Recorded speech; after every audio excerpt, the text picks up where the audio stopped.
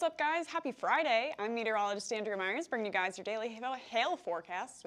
Sponsored as always by C3 Group, Merlin Law Group, American Contractor, and Atlas. Go ahead and check them out in the description to this video. We've got some Florida storms tracking through today and tomorrow, actually. That cold front is lingering along the Florida peninsula, so that's what we got for the next couple of days for severe storms. But we're getting closer to spring.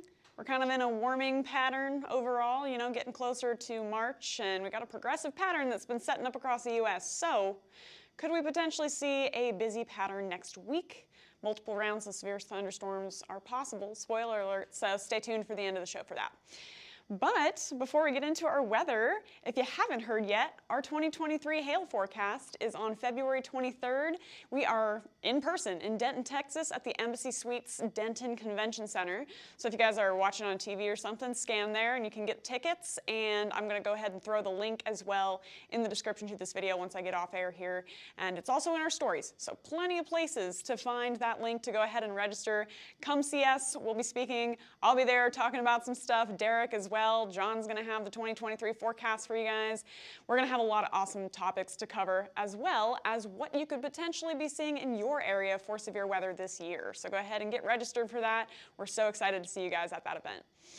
Right now across the U.S., it is pretty clear once you get, east or west of Missouri here, but the southeast still has a little cloud cover going on, and there's that cold front lingering through Georgia and the Florida Panhandle, getting ready to slowly creep off to the south. So we got some storms headed just in between Jacksonville and Tallahassee right now. Those are going to continue off to the southeast, and so we could see a couple of gusty winds as well as a tornado or two today. But, I mean, it's pretty sharp cold front, 59 degrees in Atlanta, 82 down in Miami, and then the rest of us are in winter mode here for Friday. Dew points are going to be just enough to sustain those storms through the Florida peninsula there, and then, cold and dry once you're west of that. So that's really, again, the only chance for storms we have today is due to all that setting up through Florida. But we'll have enough instability to potentially sustain some severe weather into the coming hours. There we are by 5 p.m. Florida time, and then through tomorrow we'll have another resurgence of that instability by around noon, and so we could get a second shot at severe thunderstorms for you guys on your Saturday if you guys are down, south of Jacksonville. So, taking a look at all of that into the coming hours here, here's what it's going to look like. All right, we got that band that's just kind of like sitting in that corridor around like 75 and I-10 here. It's just going to kind of hang out there until around 5 p.m. We have more storms moving in behind it, and then, some coastal storms. This is really going to be the bulk of the risk, is that line there that's going to continue to shift off through Jacksonville through the overnight hours. Again, straight line winds as well as maybe a rotating storm embedded in that line is what we're looking at for today and tonight. So that's going to shift off the coast, dry for a little bit, and then we're back at it for tomorrow for another round of storms. So for wind and tornadoes, looking at that corridor there where that band is setting up, if you guys are in Jacksonville, if you're in Tallahassee, or just to the north of Orlando there through that area, Gainesville maybe, you guys are going to be in the risk for wind for today. And again, possible tornadoes along that line. Then for tomorrow, there we go again. Still some storms that are going to be lingering up through the southern part of Georgia, through the Jacksonville area, and then that line that's going to continue to shift inland by around, 1:30, 2 p.m. It's making its way onshore, and then we've got some storms that are going to develop out ahead of it as well, making a run at Tampa by around 5:30, and now into Jacksonville with, again, a solid chance for wind tomorrow, as well as a couple of tornadoes. Going to take its time getting off the coast. There we are by 2 a.m., still seeing some rain, but the bulk of that band should be in the Atlantic by Sunday. So for tomorrow, looking at another wind risk for you guys. Not really any hail. It's looking like it's just going to not be cold enough in the upper parts of the atmosphere, ironically, to get us any hail, but we will see some wind for you guys into tomorrow. So again, Jacksonville, Tallahassee are in the risk once again.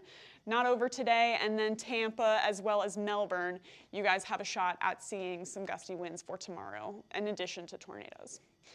So that's what we have for the next couple of days. Florida's kind of hogging all the severe storms, but for next week, we have more of a progressive pattern. So a little different here. We got our winds set up. So, our reds are going to be higher winds, blues are going to be lower winds, and then there's our jet stream set up. So for Sunday, got one trough that's going to be moving through into the southern plains, and then out ahead of it, we start to see this really bright band of high winds. That's tending to be what you see for those severe thunderstorm setups, right, as a trough with a little bit of a jet going through. And so that's what we get by Tuesday. Could have our first round of severe storms then. It's going to move out of the way, and then we'll see a second one coming in behind it on Wednesday through Friday, pushing through the southeast once again, and we could see severe storms passing through for that time period. So this is what that looks like here on our, I guess, low res, regular res radar here. We're going to have that first band, potential for that through the Mississippi Valley on Tuesday, tracking off to the east pretty quickly.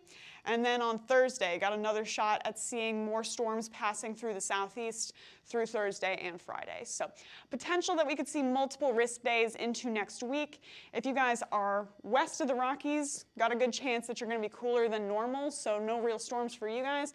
But we have a better chance to see, a good setup moving through the southeast where it could potentially be a little bit warmer. And then, with that system tracking through, expecting a lot of rain through the region as well. So looking at that pretty much from the desert southwest all the way into the southeast, with the best chance of severe storms right now being in the southeast for next week. So, could shift a little bit. We're moving quickly towards March 1st, that's meteorological spring, and then we're moving towards regular spring as well, getting into the busy season. So go ahead and follow us on YouTube, Facebook, Instagram, Twitter, and TikTok. Hit See First on Facebook so you never miss a live video. And if you guys want to get in contact with us, you can call us at 855-334-4245.